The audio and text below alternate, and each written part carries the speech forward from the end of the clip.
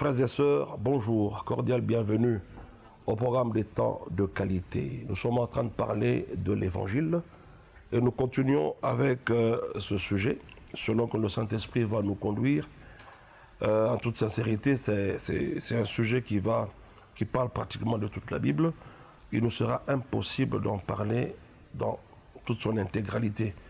Mais selon la mesure de la grâce que nous avons du Seigneur, nous sommes en train d'expliquer ces réalités pour affermir notre foi, pour que le chrétien ait davantage d'assurance à ce que Christ a fait pour lui à la croix et qu'il comprenne le sens profond de l'œuvre de la croix au regard de ce que le diable est par rapport à nous, un adversaire jugé, condamné, vaincu, mais également dépouillé au travers de la croix et livré publiquement en spectacle. Voilà donc notre adversaire.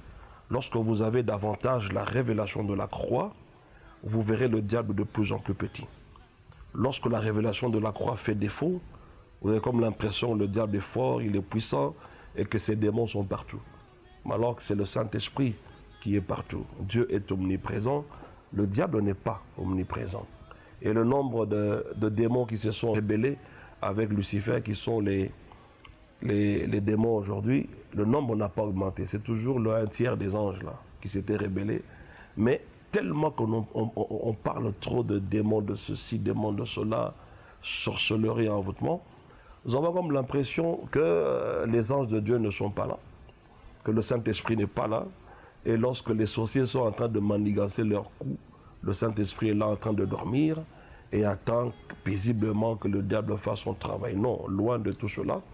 Vous devez comprendre, comme on l'a dit la fois passée, que le Seigneur ne nous a donné que 2 dons. Premièrement, Jésus-Christ, qui est le don de Dieu pour l'humanité, celui qui croit est sauvé et devient enfant de Dieu. Deuxièmement, on nous a donné le Saint-Esprit, qui est le don de Dieu exclusif pour l'Église, donc ses enfants. Le Saint-Esprit n'est pas le don de Dieu pour les païens, mais néanmoins, le Saint-Esprit exerce un ministère par rapport aux païens pour les convaincre de croire justement en Jésus-Christ. Alors, en dehors de ces 2 dons, vous n'avez rien d'autre que le Seigneur nous a donné. Et nous avons fait la démonstration de Romains chapitre 8, verset 32, qui nous dit que lui qui n'a pas épargné son Fils unique, sacrifié pour nous, comment ne nous donnerait-il pas aussi toutes choses avec lui? Aussi avec lui. Voyez-vous? Donc il est complètement impossible de dire que j'ai Jésus en moi, mais je n'ai pas la vie éternelle, par exemple. Il est impossible de dire j'ai Jésus en moi, mais que je n'ai pas la délivrance. Il faut que je la cherche auprès des hommes, ou que j'aille sur la montagne, ou au travers des jeûnes et beaucoup de méthodes que nous voyons aujourd'hui. Il est quasiment impossible. Au travers de ce verset de Romains 8, 32, nous avons aussi expliqué que Dieu ne nous a pas donné Jésus plus autre chose qui s'appelle bénédiction. Il ne nous a pas donné Jésus plus autre chose qui s'appellerait délivrance. Non. Toutes ces choses derrière lesquelles vous courez se trouvent dans le nom de Jésus-Christ. Ce salut de Dieu, n'est-ce pas, qui est le menu dans lequel Dieu a placé tout ce dont nous avons besoin pour que nous puissions les vivre au travers de l'œuvre du Saint-Esprit en nous. On a pris aussi des exemples de la nature. Je donne un autre exemple pour cette session. Lorsque nous sommes nés sur la terre, garçons ou filles, nous avions sur notre corps certains organes, tous les organes en tout cas, liés à nos sexes, soit masculins ou féminins. Mais à la naissance, nous n'avions pas la connaissance de tous ces membres. On ne savait même pas certains membres à quoi est-ce que cela servait. Et c'est lorsque nous avons commencé à grandir que nous avons compris le sens de ces organes et leur utilisation pratique dans la vie de tous les jours. C'est pareil avec le nom de Jésus. C'est ce nom-là qui est notre salut. Il y a tout pleinement. J'insiste sur ces choses, je sais pourquoi, parce qu'il y a beaucoup de gens qui ont du mal à accepter ces faits. Parce qu'ils n'ont pas vu ça, ils ne les ont pas touchés. C'est d'ailleurs là le grand problème que nous avons entre, d'une part, les prédicateurs de la grâce et les prédicateurs de délivrance. En fait, le problème qui divise ces 2 catégories de prédicateurs, c'est lequel? c'est que le prédicateur de la grâce dit que celui qui a cru en Jésus est sauvé, il est délivré. N'est-ce pas? Mais celui de la délivrance dit, même si tu as cru au Seigneur Jésus, tu n'es pas encore délivré. En fait, qu'est-ce qui se passe là réellement? C'est que le prédicateur de la grâce parle de ce que nous avons reçu spirituellement en Jésus, qui n'est pas encore devenu des faits pratiques dans nos vies. Et le prédicateur de la délivrance, pour lui, aussi longtemps qu'il n'a pas vu quelqu'un qui était stérile et qui peut, ou qui a des enfants aujourd'hui, il ne peut pas dire que tu es déjà délivré. Et donc le prédicateur de la délivrance, pour lui, il faut voir, pour accepter finalement que réellement, vous aviez déjà accès à ces choses-là. Ce qui n'est pas correct. Le prédicateur de la grâce a raison lorsqu'il dit qu'en Jésus-Christ, vous êtes guéris, vous êtes bénis et vous êtes délivrés. C'est une réalité, mais qui est spirituelle. Alors maintenant, il faut qu'on nous enseigne comment est-ce que ces faits accomplis peuvent devenir manifestes dans nos vies.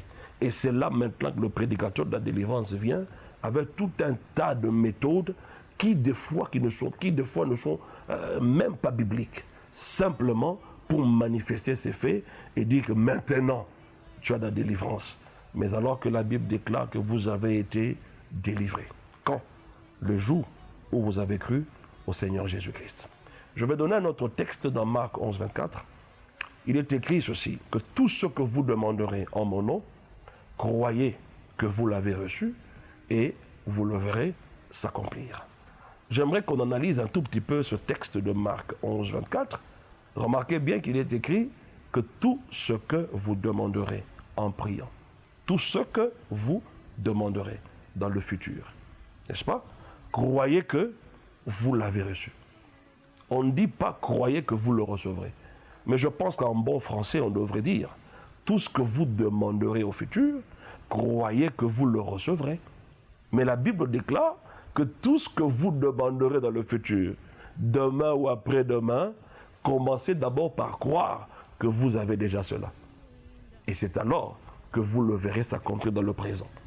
Pourquoi est-ce que la prière que je fais dans le futur est conditionnée? Sa réponse est conditionnée par ma foi à croire que j'ai déjà ça. Et quand est-ce que j'ai déjà reçu cela? C'est le jour où j'ai cru en Jésus-Christ, le jour où Jésus est venu habiter en moi. En lui, il y a tout pleinement. Dieu ne peut pas nous donner Jésus sans nous donner aussi toutes choses avec lui. Et lorsque je prie dans le futur, remarquez bien, je dois d'abord commencer à croire que j'ai déjà reçu cela. Voilà pourquoi la prière d'action de grâce a une puissance extraordinaire.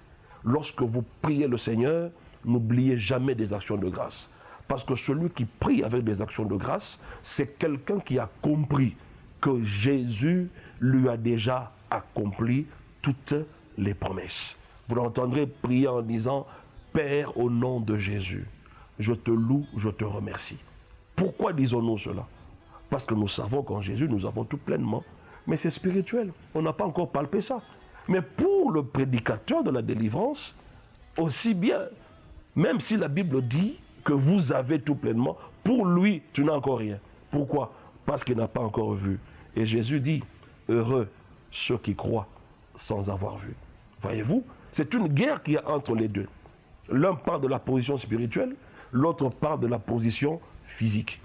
En fait, les réalités spirituelles qui finalement se matérialisent au travers de la foi. Et donc je pense que les jours qui viennent, il faudrait qu'il y ait des états généraux de l'Église, par exemple, des pastorales dans le sens où on met ensemble, d'un côté les prédicateurs de la grâce et ceux de la délivrance, que nous arrivions à expliquer ces choses et que nous nous mettions d'accord sur un fait. Personne ne nous dira le contraire. Que lorsque vous avez cru en Jésus, la Bible dit déjà que vous avez été délivrés de la vaine manière de vivre héritée de vos pères. La vaine manière de vivre, c'est quoi? Héritée de nos pères. Eh bien, ce sont ces iniquités de père en fils. Ce sont ces réalités négatives que les parents ont vécues et qui se répercutent sur les enfants. La Bible dit qu'au moins du sang de Jésus, ça veut dire dès lors que Jésus est mort à la croix, il a versé son sang, il nous a rachetés en d'autres termes, nous avons aussi été délivrés de la vaine manière de vivre de nos parents. Mais curieusement, nous retrouvons certaines familles, bien qu'ils ont cru en Jésus, ils vivent les séquelles de ces choses-là. Pourquoi? Simplement parce qu'ils sont ignorants. Ils vivent les conséquences de leur ignorance. Ça ne veut pas dire qu'ils sont encore là-dedans. C'est là que les prédicateurs de la délivrance se trompent. Nous ne sommes pas contre la délivrance. La délivrance est biblique. Mais encore faut-il comprendre quelle est la place de la délivrance dans la vie d'un chrétien. En tout cas, dans la vie d'un chrétien, la délivrance, ce n'est pas chasser les démons.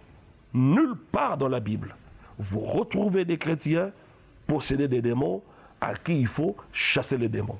Mais vous pouvez retrouver des gens qui sont appelés peuple de Dieu, notamment Israël, mais qui ne sont pas des chrétiens. Dans les évangiles notamment, qui avaient des démons. Aucun de ceux sur qui Jésus a chassé les démons n'était chrétien. Tous n'étaient pas chrétiens.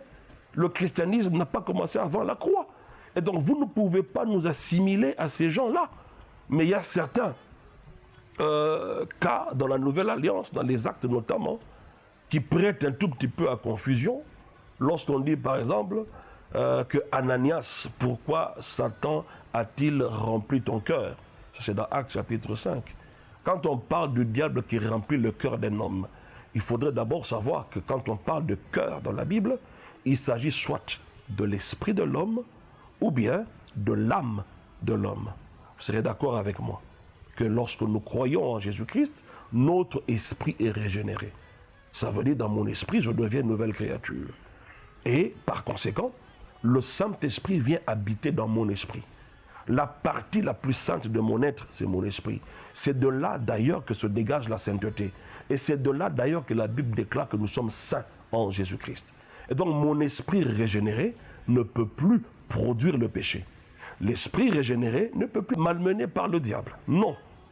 Mais mon âme, je donne l'exemple de Matthieu chapitre 15 verset 19.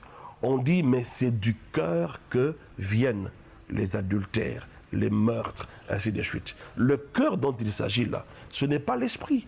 Parce que l'esprit régénéré en son sein habite le Saint-Esprit. De cet esprit-là, il ne peut plus sortir de meurtre, mais c'est notre âme. Voyez-vous, le siège de nos pensées, de nos sentiments, de notre intelligence, de ma personnalité. Là où je sais, j'ai la conscience d'être un être humain. C'est dans l'âme que jaillissent, notamment, toutes ces mauvaises choses que nous appelons les œuvres de la chair, qui sont contraires à la volonté de Dieu et à la sainteté de Dieu.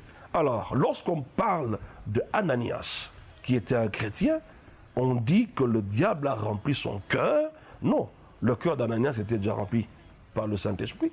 C'est son âme, n'est-ce pas? Parce que l'âme du chrétien est le champ de bataille entre nous et Satan. C'est de là que le mensonge et la séduction du diable passent pour nous faire tomber. Et c'est comme ça qu'au moyen des suggestions, des idées et des pensées, le diable nous égare. C'est de cette manière-là qu'il a opéré avec Ananias. Ce n'était pas une possession démoniaque. Pas du tout. Ce n'était pas une possession. Mais c'était la ruse, n'est-ce pas? Au lieu de se tenir dans la vérité, ils ont été tentés. Au lieu de prendre l'argent, le bénéfice de la propriété qu'ils ont vendue, et dire aux apôtres, admettons, nous avons vendu cela à 10 000 $, nous donnons à l'église 3 000 $, les 7 000 sont à nous. Ils auront été sincères et ils n'auront pas péché. Leur péché était de cacher. Ils ont donné une partie, alors que cette partie n'était pas la totalité du bénéfice qu'ils avaient reçu. Mais qui a fait cela? Le diable. Il les a séduits. C'est la séduction. Ce n'est pas la possession démoniaque. Comme ils ont été séduits, il a rempli leur cœur, c'est-à-dire l'âme, d'une pensée, d'une idée, d'une suggestion, d'un dessein, de manière à ce que, parce qu'en fait, le diable voyait le danger de l'évangile qui se propageait, et les gens qui donnaient de l'argent, des propriétés, sans qu'on leur ait prêché sous la semence. On n'a pas fait de séminaire sur bien-aimé, venez semer. Non, ils ont prêché l'évangile. Et la conséquence, les gens ont eu de l'amour à contribuer pour l'œuvre de Dieu. Alors le diable se dit, tiens, si je laisse faire ces gens, alors ils vont soutenir l'évangile et ces gens et les apôtres, ils vont aller très loin. avec leur évangile. C'est comme ça qu'il a apporté cette séduction, pour casser l'élan de l'évangile qui était déjà soutenu. Donc, mes chers frères, nous ne sommes pas sous la malédiction, nous ne sommes pas maudits.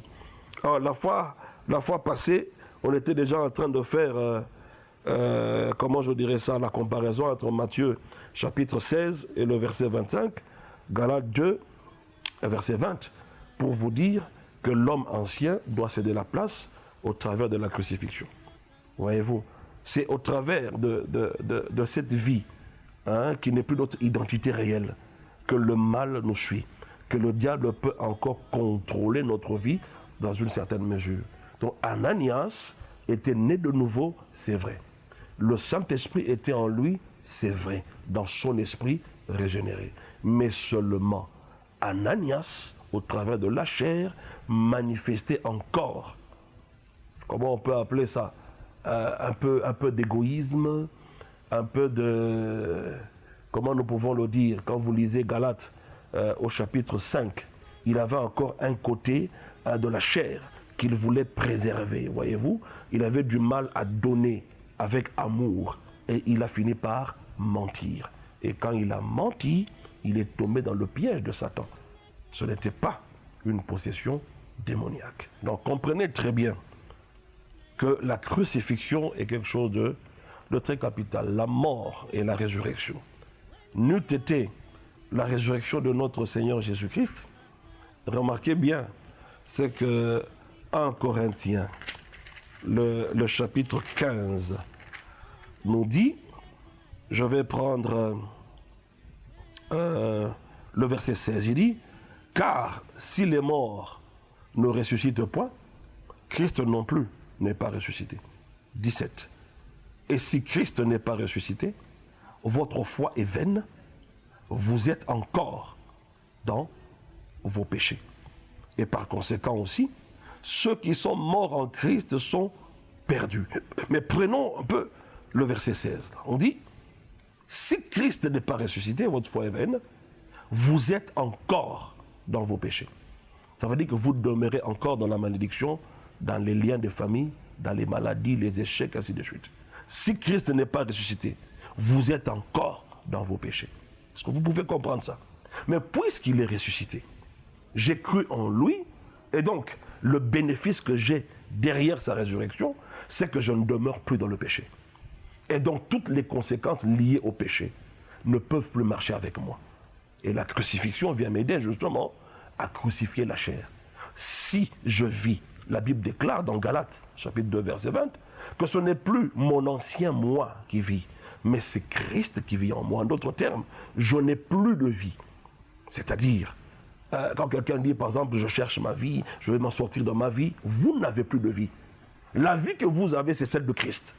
Et c'est cette vie-là que vous êtes censé manifester ici sur la terre. On nous le dit clairement que la mort de Christ à la croix a aussi été la mienne. Je reste crucifié avec lui. Voyez-vous? Et si je vis, ce n'est plus mon ancien moi, le vieil homme qui vit, mais c'est Christ qui vit en moi.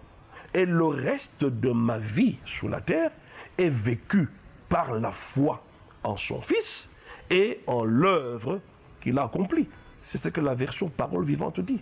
Une fois que j'ai compris que j'ai la vie de Dieu en moi, le reste de ma vie, je vais la vivre par la foi en ce nom de Jésus-Christ et au travers de l'œuvre que Jésus a accomplie. Alors lorsque je comprends la résurrection, j'ai la foi que puisqu'il est ressuscité, je ne demeure plus dans le péché. Et toutes les conséquences liées au péché ne sont plus mon partage. Mais si Christ n'était pas ressuscité, la Bible dit, nous demeurerions encore dans le péché. Alors on va lire deux textes ici, dans Éphésiens notamment, Éphésiens chapitre 2 verset 6 et Éphésiens chapitre 1, le verset 21. Deux passages desquels nous allons ressortir des éléments très importants. On va lire les deux textes simultanément, comme si c'était deux textes qui se suivaient dans la Bible. Nous commençons avec Éphésiens chapitre 2 verset 6 et après nous basculons directement dans Éphésiens 1, le verset 21. Il est écrit, Éphésiens 2 verset 6, il nous a ressuscités ensemble et nous a fait asseoir ensemble dans les lieux célestes en Jésus-Christ. Et nous basculons dans Éphésiens 1, 21, au-dessus de toute domination, de toute autorité, de toute puissance, de toute dignité et de tout nom qui se peut nommer, non seulement dans le siècle présent, mais encore dans le siècle à venir. Est-ce que vous comprenez ces deux textes? Il est clairement dit dans Éphésiens 2, 6 qu'il nous a ressuscités ensemble, c'est-à-dire avec Christ. Et après, il nous a fait asseoir ensemble. Précisément où? Au-dessus, dans le lieu céleste, on dit. Dans les lieux célestes. Voilà ta position. Est-ce que tu comprends ça? Dans les lieux célestes où tu es, la Bible déclare, dans l'autre verset, notamment Éphésiens 1, 21, que dans les lieux célestes où tu es assis avec Christ, tu es précisément au-dessus de toute domination, de toute autorité, de toute puissance, de toute dignité, de tout nom qui se peut nommer, non seulement dans le siècle présent, mais également dans le siècle à venir. Alors dites-moi, de par ta position en Christ, quelle domination, quel pouvoir, quelle autorité et quel nom est au-dessus de tout? Il n'y en a pas. C'est toi qui es au-dessus. Mais par ignorance des secrets derrière la mort, la résurrection et l'exaltation, tu as du mal à croire que tu es au-dessus de tout cela. Même les maladies connues et inconnues, que le nom n'est pas encore connu jusqu'à ce jour, toi, on t'a déjà placé au-dessus de cela.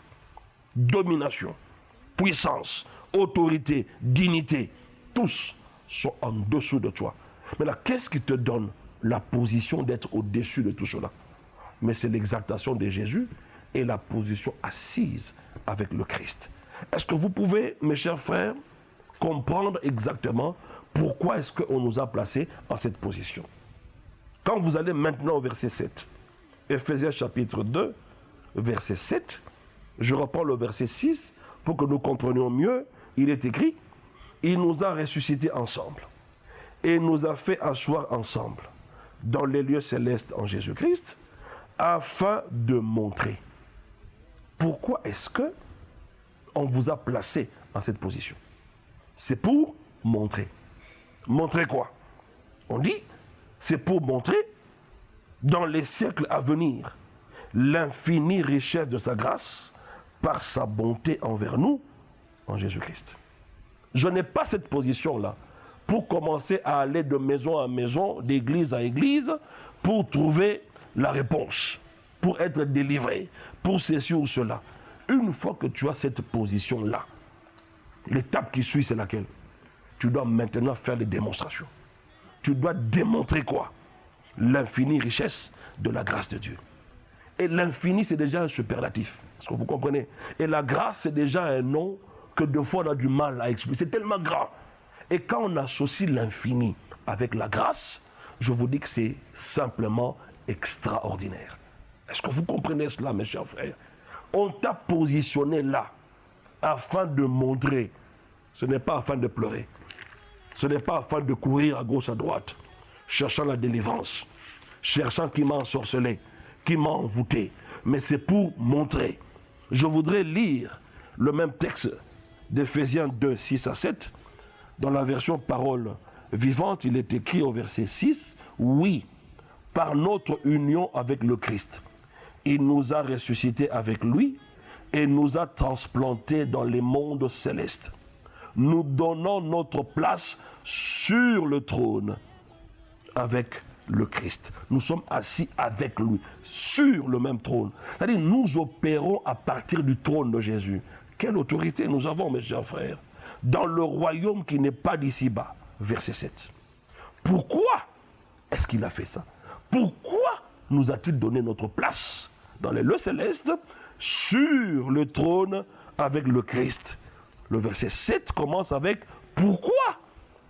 Et la réponse, afin de démontrer. Ah, tu es là pour faire la démonstration.